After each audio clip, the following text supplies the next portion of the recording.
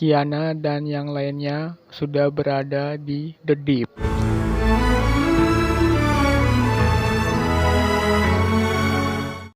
Tempat ini adalah tempat pusat penelitian yang berada di bagian terdalam Palung Mariana.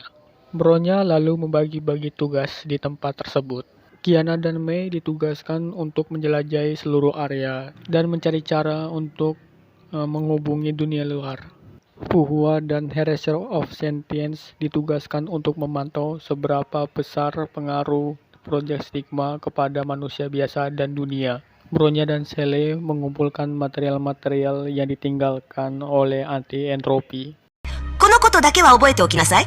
すべては偉大なる四季の律者様がもたらした恩恵だ。 Latar berubah ke Teresa, di mana Teresa sekarang ini berada di suatu alam mimpi yang tidak bisa dia lahap dengan menggunakan kekuatan Vishnu-nya. Dia bertemu dengan Siegfried yang sudah lolos dari kurungan di ruang stigma.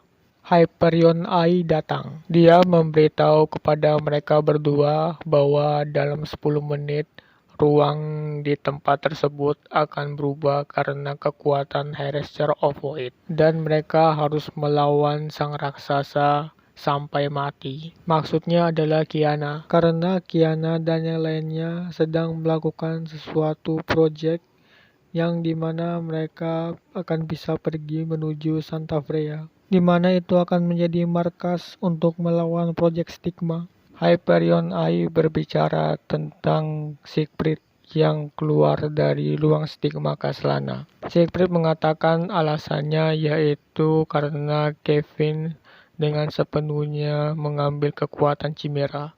Hyperion Ai bertanya lagi kepada Siegfried, apakah Siegfried ingat bagaimana caranya dia keluar dari ruang stigma Kaslana? Siegfried tidak ingat. Artinya Siegfried tidak benar-benar keluar dari ruang stigma Kaslana. Siegfried masih terkurung di situ. Kata Hyperion Ai, Kevin menghilangkan kekuatan Chimera cuma untuk membuat wujud Siegfried lebih stabil dari sebelumnya. Teresa bertanya apa maksudnya. Siegfried menjawab bahwa maksud Hyperion Ai adalah Siegfried sekarang ini dia seperti orang yang tidur sambil jalan dalam ruang imaginary. Berarti wujud kesadarannya ada di tempat sini, tetapi tubuhnya masih berada di ruang stigma Kaslana. Koreksi jika salah ya guys.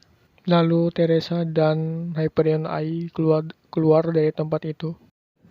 Di Santa Freya, Kiana bertemu dengan Teresa yang terluka. Teresa menyuruh mereka untuk melacak sumber dari celah yang berada di pintu gereja tersebut untuk menyelamatkan Siegfried. Kiana dan Durandal yang sudah datang memasuki celah tersebut. Mereka tiba di ruang stigma Kaslana dan menyelamatkan Siegfried.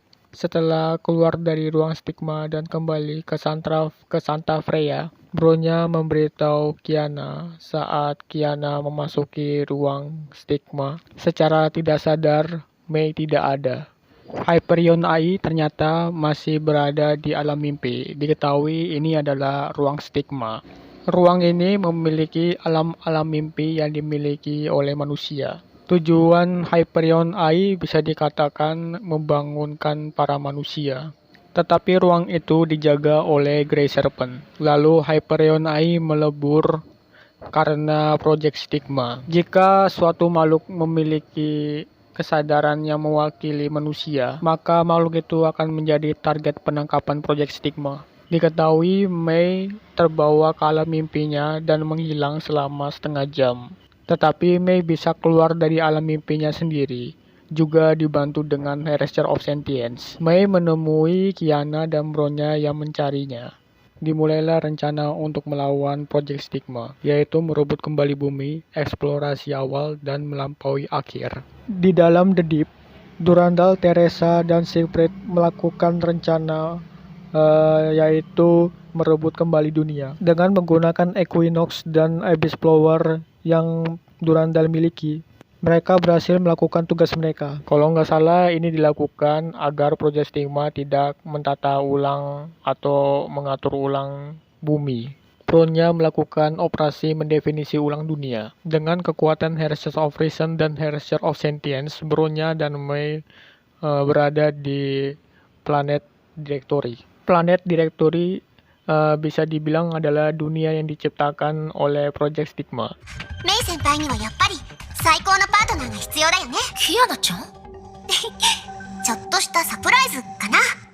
私が一緒に行動することで最も安全な撤退ルートが出来上がるんだよ。全体的に考えればキアナはこの段階で全力を出さない方がいいと思います。 Setelah mengalahkan para host di situ, Mei harus pergi ke jalur yang lebih dalam lagi di Directory Planet. Kata bronya itu adalah jalur satu arah yang bisa membuat Mei tidak bisa kembali lagi. Tapi Kiana dan bronya mungkin bisa membuat Mei kembali, yaitu cara saat Kiana dan Durandal menyelamatkan Siegfried. Di tempat jalur satu arah tersebut, Mei bertemu dengan Raven. Mereka pun sempat bertarung, dan pada akhirnya Mei menang. Mei tanya ke Raven untuk apa Raven kesini. Raven mengatakan bahwa kedatangannya ini cuma kebetulan. Karena pertempuran mereka ini membutuhkan banyak tenaga, Mei pun tertidur. Raven mengatakan kalau tubuh melemah, maka secara mental akan diretas oleh Project Stigma. Diketahui ini adalah tugas terakhir Raven yang diberikan oleh Grey Serpent. Diketahui bahwa mimpinya Mei dibuat secara tidak biasa. Tapi Mei bisa mengatasinya dan bertemu dengan The Will of Stigma miliknya. Mereka bertarung dan Mei menang. Will of Stigma Mei lalu membuat celah. Mei pun memasuki celah tersebut dan kembali ke dunia, maksudnya di planet Directory. Mei berhadapan dengan Grey Serpent. Diketahui Grey Serpent melakukan sesuatu yang tidak diketahui oleh Kevin. Grey Serpent mau semua pembawa stigma jadi punya kesadaran yang menggantikan kehendak mereka semula. Tujuannya yaitu biar dunia cepat makmur setelah Project Stigma selesai. Dan pastinya Kevin tidak peduli dengan hal ini. Sepertinya eksperimen tersebut sudah gagal.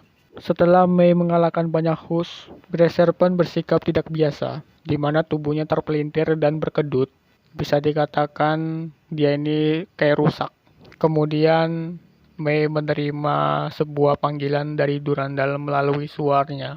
Mei bertanya kepada Durandal apakah Project Stigma mengalami perubahan setelah Mei memberitahu Durandal tentang Grey Serpent yang rusak dan tidak bisa menghalangi mereka lagi. Durandal mengatakan tadi ruang Stigma terhubung ke dunia luar. Dan jaringannya Project Stigma kali ini berubah dengan sendirinya. Durandal memberitahu Mei bahwa ada dimensi yang tidak jelas yang mendatangi suaranya milik Mei dengan kecepatan tinggi.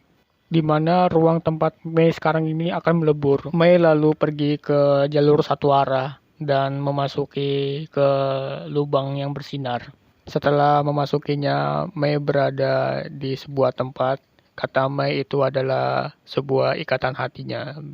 Dia berada di ikatan hatinya. Sebelum memasuki pintu, dia sempat ditanya oleh Reversion of Fate. Apakah Mei sudah siap untuk menghadapi musuh yang kepintarannya di atasnya? Obsesinya melampaui puluhan ribu tahun. Punya impian yang sama dengan Mei tetapi tidak ditakdirkan untuk berjalan bersama. Mei akan menantang tekadnya, mengubur kemauannya, dan mengakhiri keberadaannya. My body is ready. 己の本心を捨てる覚悟はできたのか、人類の律者。お前は平穏と安寧を望んでいたが、運命がお前に与えたのは終わりのない抗いのみ。前に進めば進むほど嵐の中に沈んでいく。見ろ、お前が命がけで守ろうとした相手の結末はこんなに近くにある。そしてお前はその手で彼女に終焉の冠をかぶせることになるかもしれない。その覚悟はできたのか。 My body is ready. 世界を裁く覚悟はできたか。起源の後継者。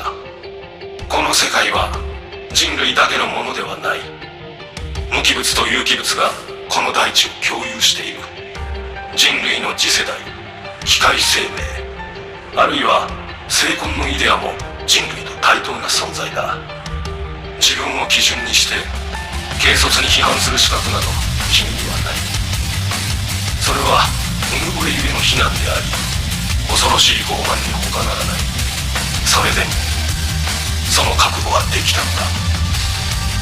そそんな資格は誰にもない。精魂にだって人類を滅ぼす資格なんてないわ。私はただ人類の一員として失ってはいけないものを守ろうとしているだけよ。自分の理想を持ち続けるためにどんな対価でも支払う。それは人類の傲慢であると同時に人類の誇りでもある。それなら傲慢と誇りを一緒に持ち続けてもらえばいい。様々な花が一斉に咲き、善と悪が共存する。それこそが人間の本来の姿、そしてこの世界の本来の姿でもあるの。Setelah memasuki pintu terakhir, Mei bertemu dengan Alicia. Di sini di inti Herrescher, Alicia mengatakan kepada Mei kalau Mei sudah ketemu dengan Alicia, berarti dia sudah menjadi Herrescher of Origin. 準備はいいかしら。ええ、このステージを任せるわね。